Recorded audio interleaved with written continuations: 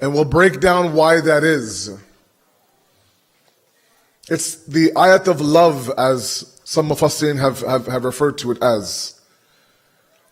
And it is this concept and this idea that Allah now is introducing how much I wish for you to call upon me, how much I want to hear from you. And so when you look at this verse initially, he's talking, of course, to the Holy Prophet. And he says that not if my servants ask about me, but rather when they ask about me, because they will ask about me. Eventually, as Imam Ali alayhi salatu wasalam says, Allahumma salli ala Muhammad wa ali Muhammad, he says that may Allah have mercy upon that person who asks himself 3 questions. Min ain, fi ain, ila ain. Where did I come from? What am I doing here? Where am I going? And so naturally you're going to speak a little bit about your origin, where you began, your creation, where you came from. And when that discussion happens, you're bound to have a conversation about your creator. So Allah subhanahu wa ta'ala now is instructing the Holy Prophet that when my servants come to you and ask you about me, فَإِنِّي قَرِيبٌ, tell them that I am near. Now a couple of logistical points about this verse to bring home the point of love and compassion. The discussion on pronouns in the Quran is a very beautiful one. There are moments where Allah uses and describes himself by using nahnu or anzalna, for example, the pronoun of we. We did this, we revealed, we brought down this, we did this. Then there are moments where he uses the pronoun of he. قُلْ هُوَ اللَّهُ أَحَدٌ. Tell them that Allah is unique, that Allah is ahad. Then there are moments where he uses the singular first person pronoun. Says I, me. And while I don't have time to discuss why each one comes about, it's a very beautiful discussion.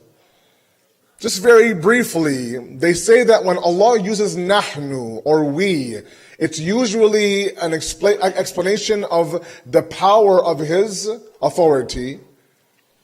For example, like if a government, if a kingdom refers to a hukam or a rule or a command or a policy, they'll use the pronoun we, even though there's only one person at the microphone. Right? That denotes what? A kingdom. It denotes power.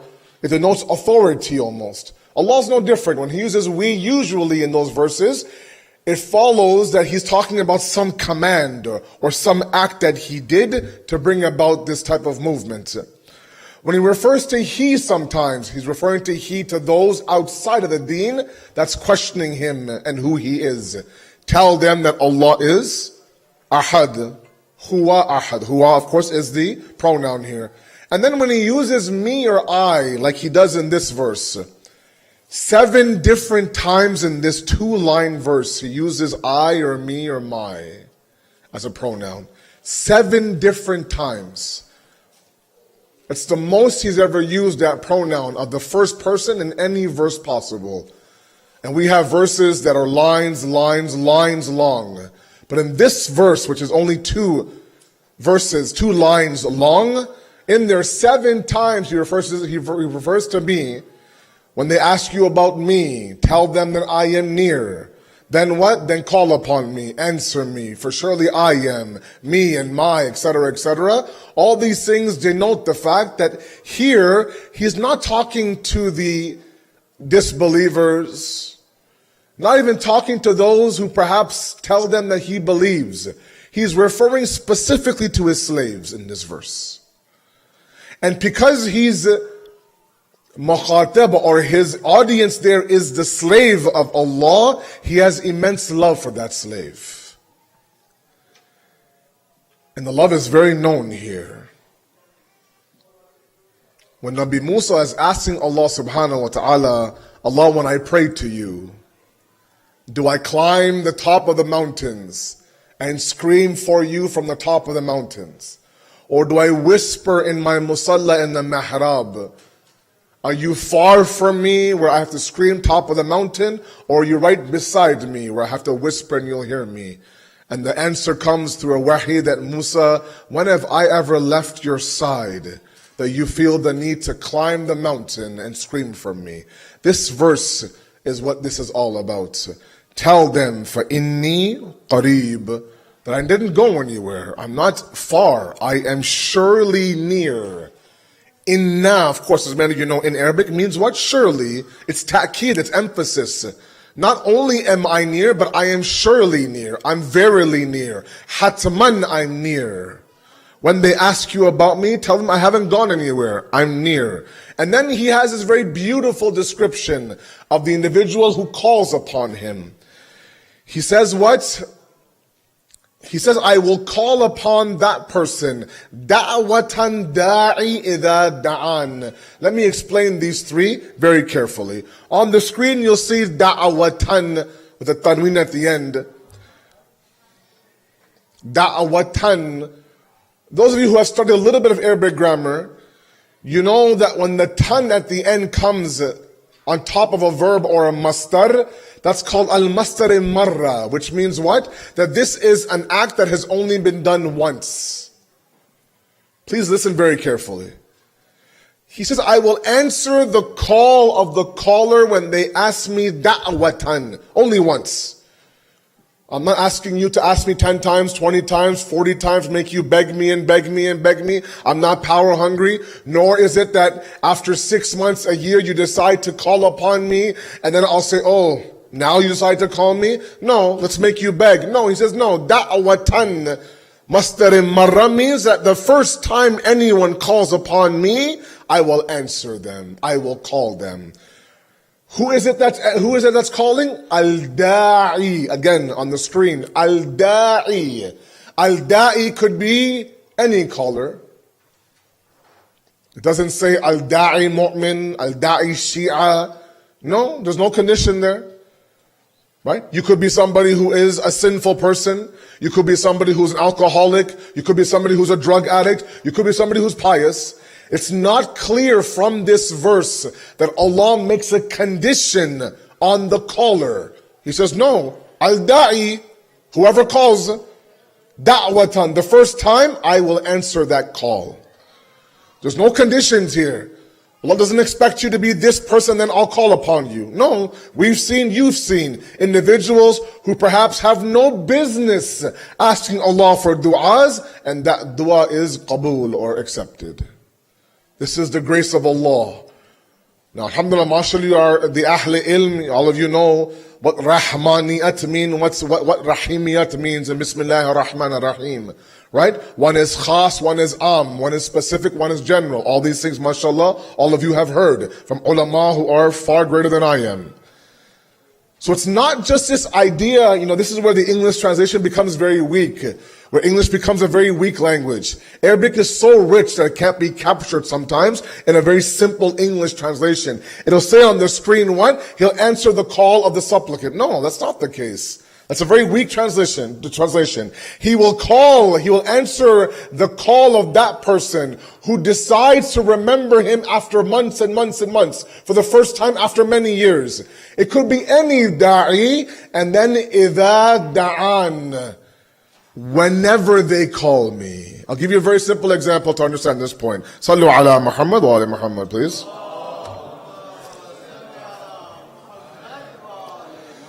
Look, if you want to meet somebody who is, a high rank, you want to meet the CEO of your company, you want to meet the president of your country, you want to meet, let's say, a marja' taqleed. You can't just walk into their home and say, look, I'm here, come with me for 10 minutes for a coffee. Doesn't work that way. The person at the door will say, look, can you book some time? I'll tell you exactly when to come. Come next Thursday from 11:30 to 12:15, for example. That's your time. Meaning the person who's in the higher ranks will give you the time when he has the time. And you have to adjust your schedule to fit their schedule. Correct? Like these qaflas who go to Najaf to meet Sayyid Sistani, It's not that whenever it's convenient for the qafilah to go, he's waiting for you. No. You have to actually ask the daftar in the office, when can we come? They'll tell you a certain time. That's how this dunya works. But in the verse, Allah doesn't say that. Allah does not say, look, you've called upon me, now you wait until I'm ready to answer you. He says, no, whenever you call me, I'll answer you.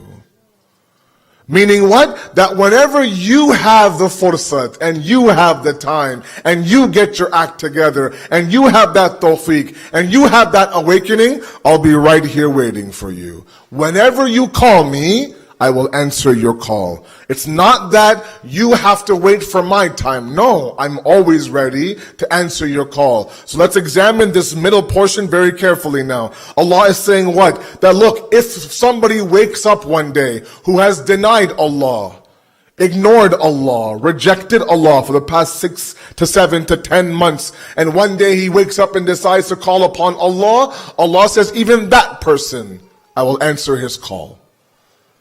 Whenever he calls me, it's not based on my schedule, it's based on your tawfiq.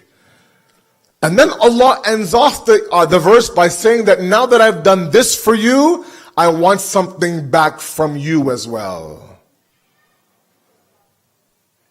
And that is that when I call upon you now, you come and answer me as well. فَلْيَسْتَجِيبُوا لِي وَلْيُؤْمِنُوا بِي, and believe in me. Again, not for my purpose. لَعَلَّهُمْ يَرْشُدُونَ, so you could do rushd, so you can grow, elevate. We talked yesterday about the master and the slave. This is the only relationship of enslavement, of subservience, where Allah says that whatever you do for the master will be for your benefits. And we made that clear last night, those of you who were with me last night. And again, this ta'keed is there as well. That all of this request from Allah to listen to my call, to believe in me, is not for anything else but for your own rushd and your own growth. A beautiful, beautiful verse that gives us so much hope. A lot of our youth out there, a lot of us out there right now, we're fighting this idea of hopelessness. We don't know where to turn. Sometimes we're drowning in the rubble of this dunya. We're calling out to this person and that person, they're too busy to answer us. Well, Allah is saying, look, you call upon me and I'm ready to answer you. Just try it once with the sincerest of hearts, with tears rolling down your face. Try it once. And this verse is a beautiful indication that Allah is waiting for us to call upon Him. Sallu ala Muhammad wa ali Muhammad. Now this extends a discussion on dua and supplication, which we have to have. I have a couple of traditions that are very, very beautiful that I want to share with all of you. Another examples from the Quran about some du'as of the likes of Bibi Asiya and the time of Nabi Musa, that I'll give some examples. Because there are many of you who say, look, Sayyid, you know what? I call upon Allah. I've been asking Him for the same thing for 6 months. Right? We've been married for 2 years. We're waiting to have a child. And no matter what we do, we've been to the doctor, we've been to the specialist, we can't have a child. I've begged Allah every Shabi Qadr, every Nime Sha'ban, everything. But for 2 years now, we're childless. Or it's the fact that I'm ready to get married. I told my parents, but we can't find a girl, we can't find a boy. I've asked Allah, I've begged Allah. I've went to Karbala and clutched on the dhari of Abu Abdullah and asked him, and still there is no answer from Allah. So don't tell me to ask Allah when there's no response from Him. Let's also somehow reply to that as well, because there's a response to that as well from the hadith of Imam Ali. Wallahu salawat ala Muhammad wa ali Muhammad, please. Now, how should we ask? What should we ask? Do we have the gall to ask for those things that we think are impossible? Let's use some examples. The levels of asking.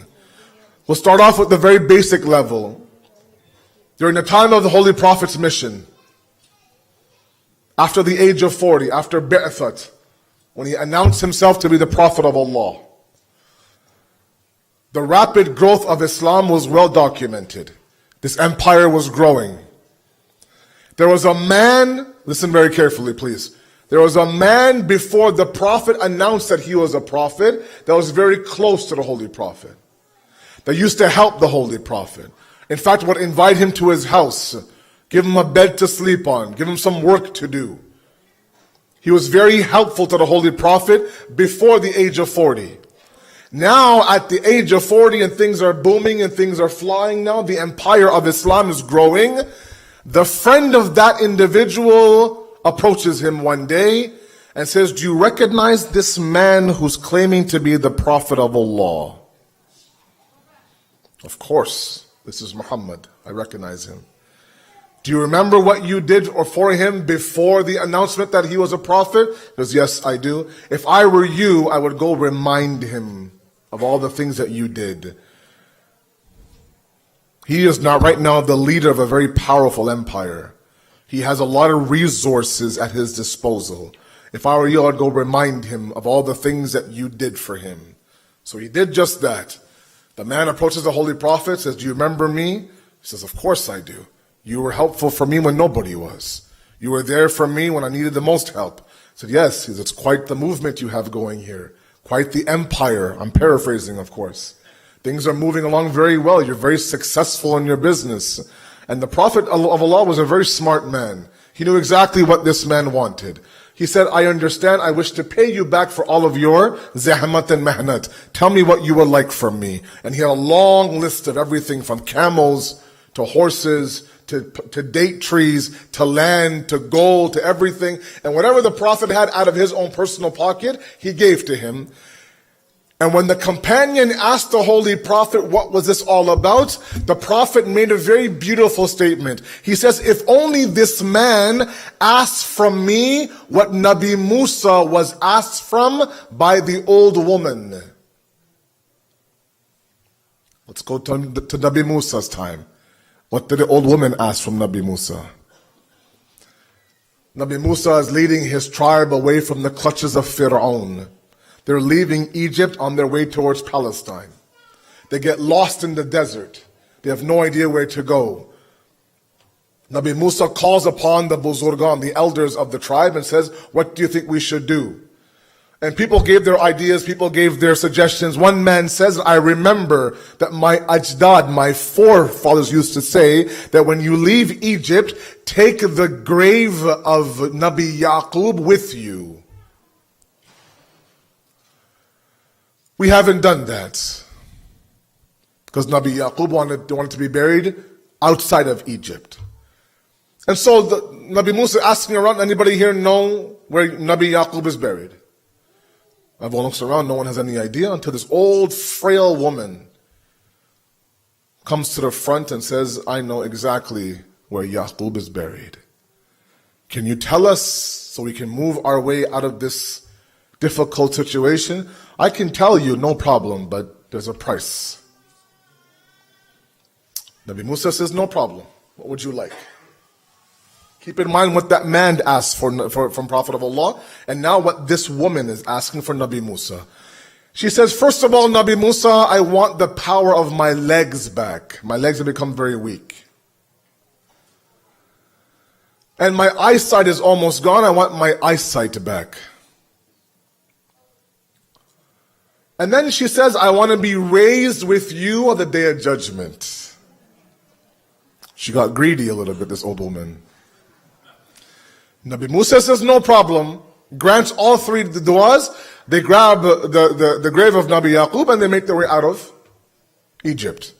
That's the second level. Where is horses and camels and dates? Where is the day of judgment, correct? Come to the ultimate third level of the dua.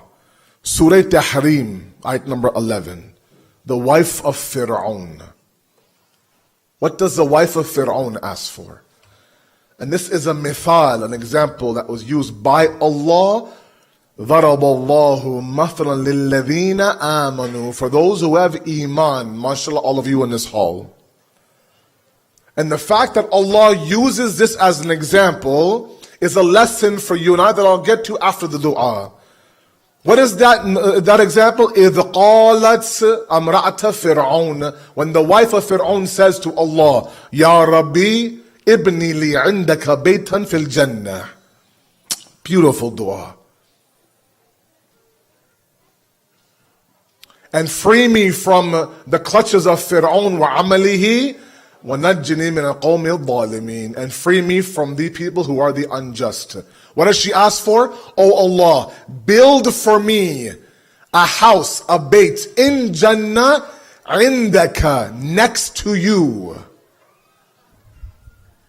Free me from Fir'aun and his amal, his deeds, and free me from the oppressive nation, from that group that is doing dhulm on us.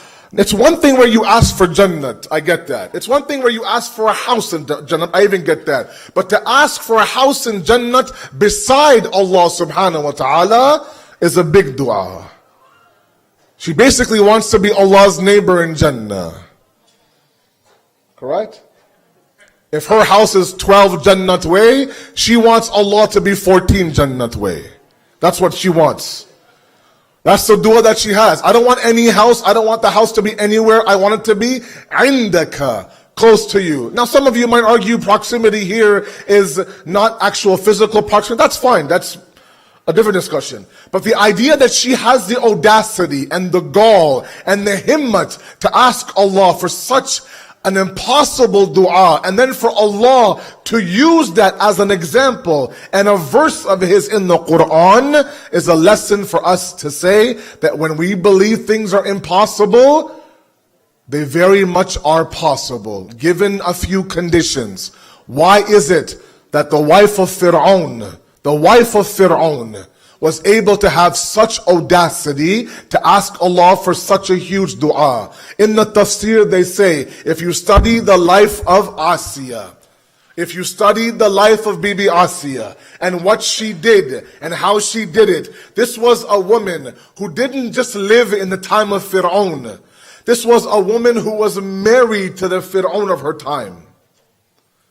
And usually when people are together and married for that many years, they tend to adopt their own ideologies. They tend to become one when it comes to their spirit and what they think. Their habits are usually one. Their thinking is usually one. Their world vision and Jahan Bini is usually one. Very rarely do we find a husband who doesn't care about the deen and a woman, mashallah, who is super pious.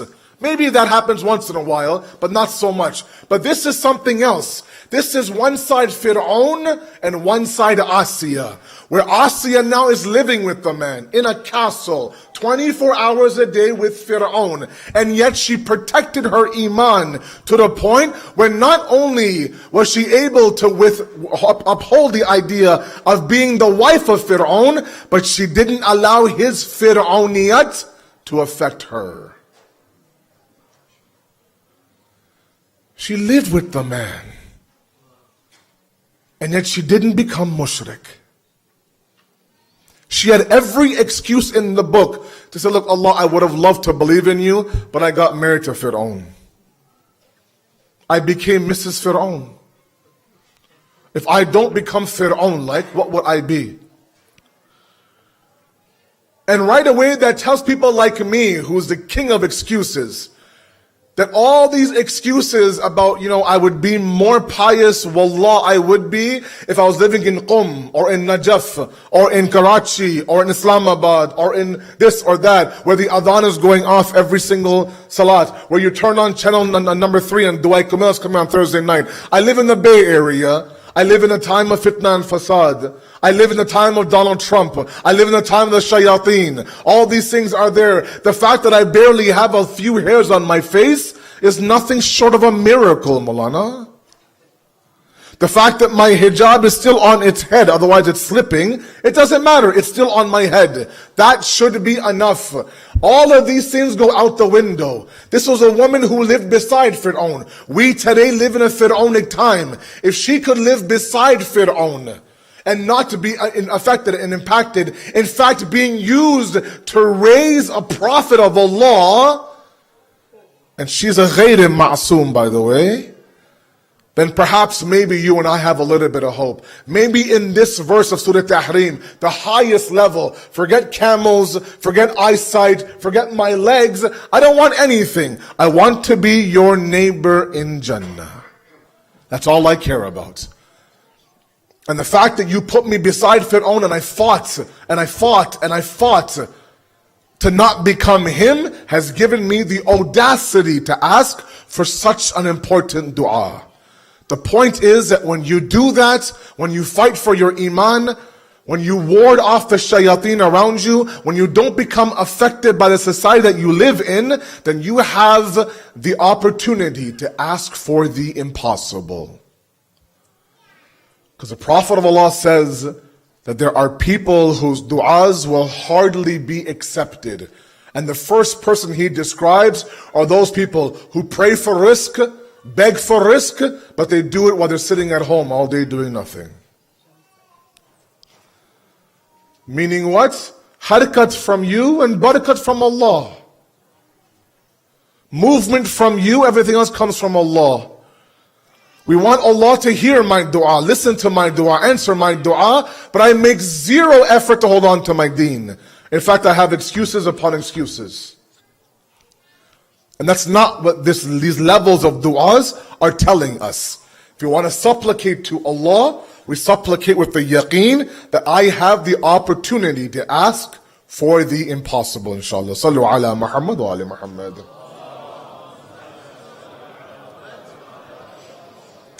Just a few different traditions.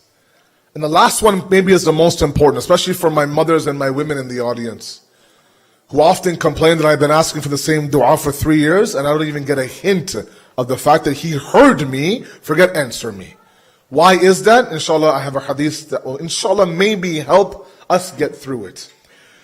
Recite one more salat ala Muhammad wa ala Muhammad, please. I need my eyes for this one. The Prophet of Allah says this, it's such a beautiful, beautiful hadith.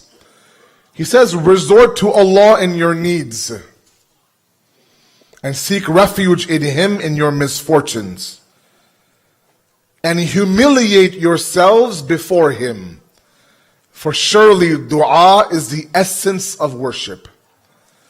And no believer calls upon Allah, but He answers him. Either it's speeded up in this world, or it's kept in reserve for them for the next world. Or his sins are forgiven in proportion to his dua, provided he does not pray for a sinful thing. It's a beautiful, beautiful hadith. Recite salat ala Muhammad wa ala Muhammad, please. Now, why a delay in the response to our dua is a very important hadith. And the problem is that we live in a world of instant gratification. Everything is instant. When I text you, I expect a response instantly. After a minute of 60 seconds, you send a question mark. And now, you could tell when the person has read it, has not read it, 1 arrow, 2 blue arrows, all these things, check marks, whatever the case may be. All those things are there. I know you've read it, answer me within an hour. Here, of course, Imam Ali is asking for patience. He says very beautifully, a delay in response should not dishearten you. For surely the grant of Allah is proportionate to the sincerity of your intention. And maybe the response has been delayed in order for it to be a greater reward for the one who asked, and a greater bestowal for the hopeful one. Or maybe you asked for something and it was not given to you, and instead you are to be granted something better sooner or later. Or it may be, this is very important now, it may have been kept away from you for your own good.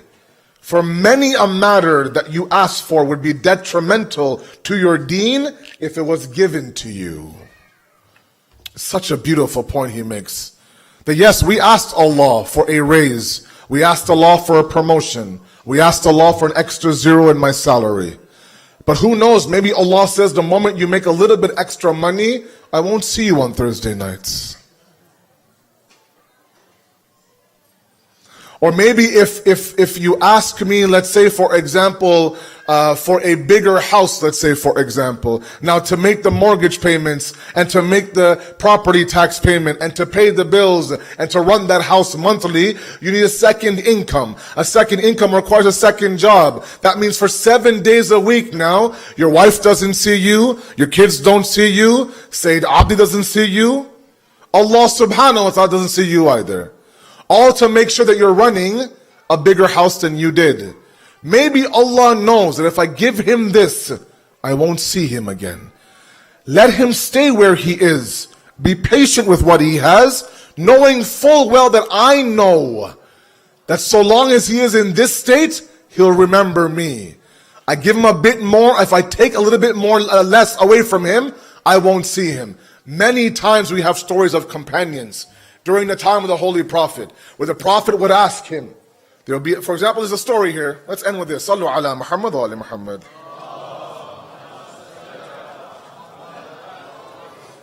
It's a very famous story. I'll go very quickly. I don't have much time left.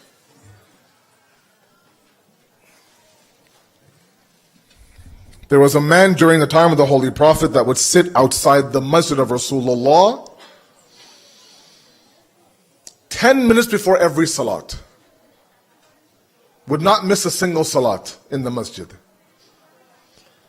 The Prophet would greet him, enter the masjid, he'd go right behind him, pray salat, and they move on with their day. When finally, after many, many weeks like this, the man approaches the Holy Prophet and says, Ya Rasulullah, I'm struggling. I need some extra income. Can you lend me 2 dirhams? So I can at least get my other income or my business going.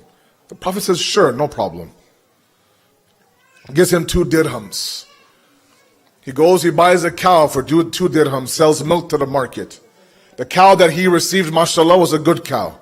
Nice fresh milk. He gave more than expected. He made a good profit. With that profit comes 2 cows. With 2 becomes 10 cows. With 10 becomes a farm. Then sheep, then chicken, then eggs. And now this man who was there for every single salat was showing up for salat once a day. Once every second day. Once every third day. Once a week. Until finally the Prophet inquired through his friends that, where is your friend that used to be here every single salat? Where did he go? Send him a message that I miss him, I send my salams to him. They go back to the man and says, the Holy Prophet was remembering you today. Your dhikr khair was going on today. He sends his salams to you, says he misses you. He says, tell the Prophet, alaykum salam, thank you very much, but I'm busy running my business, my empire of chickens and cows and sheep and God knows what, and I'm running a good profit here. I don't have time for the masjid. It got to the point where for months the Prophet didn't see him, and then the Prophet approached his friends again and said, I've heard, mashallah, that your friend is a big businessman. Bluetooth and the whole 9, mashallah.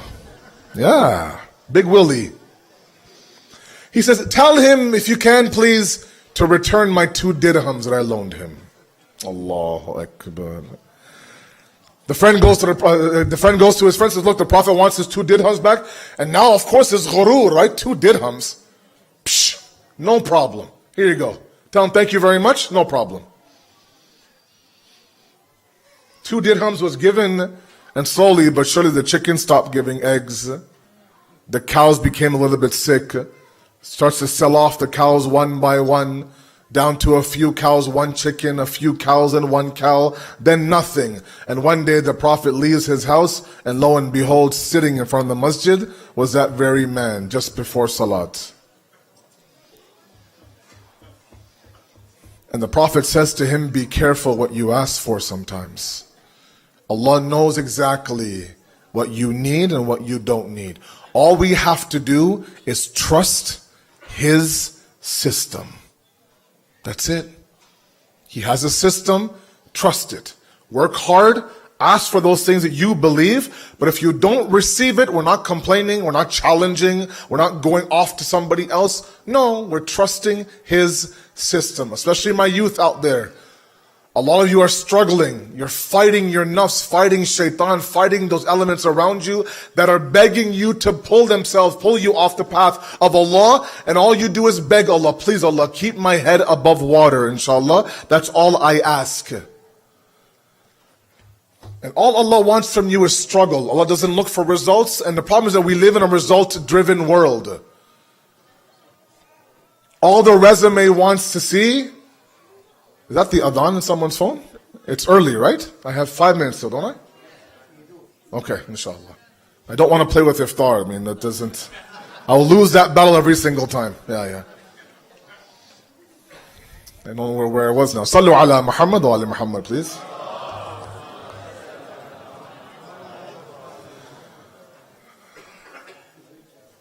If you look at Nabi Nuh, for example, very quickly, the process that Allah uses is effort, not results all the time. We live in a society that's obsessed with results, not effort. On your resume, if it says that I almost completed my bachelor's, but I was off by 1 year, but I tried very hard. Okay? The effort is there. They won't accept that resume. All they want is Bachelor of Science at, let's say for example, UCLA. Whereas Allah's system is about effort. I want you to imagine that there is a job review between Allah and Nabi Nuh. Very quickly, humor me for a second. On one side is Allah, on one side is Prophet Nuh. So Prophet Nuh, you've been a prophet for 950 years. Yes, I have. How many people have come to your call? How many believe in me? He'll say, Allah, 8 people. He says, in 950 years, you've converted 8 people to my path? If you were a salesman, I'd fire you right now, correct? It's true. But Allah says, look, it's about your effort, not about the results. Not only does Allah accept Nabi Nuh as a prophet, He makes him part of the Ulul Azam prophets. 5 of the great ones. With all due respect about results, Nabi Nuh didn't do so good. It's about the effort. So I ask you, trust Allah's system, put effort into your side, the rest will take care of itself, inshallah. One point I want to make, that sister who asked me that question yesterday, if you can please come see me somehow after iftar, I need some clarification, inshallah. Please, thank you. We ask you, Allah subhanahu wa ta'ala, to accept this qaleel ibad, inshallah. We ask you, Allah subhanahu wa ta'ala, accept our amal, forgive our sins and those of our parents. And finally, Allah, we ask you, tomorrow is Friday. Allow us to witness the zuhur of Imam Zamana, inshallah, and be as Ansar when he comes. Wassalamu alaikum wa rahmatullahi wa barakatuh.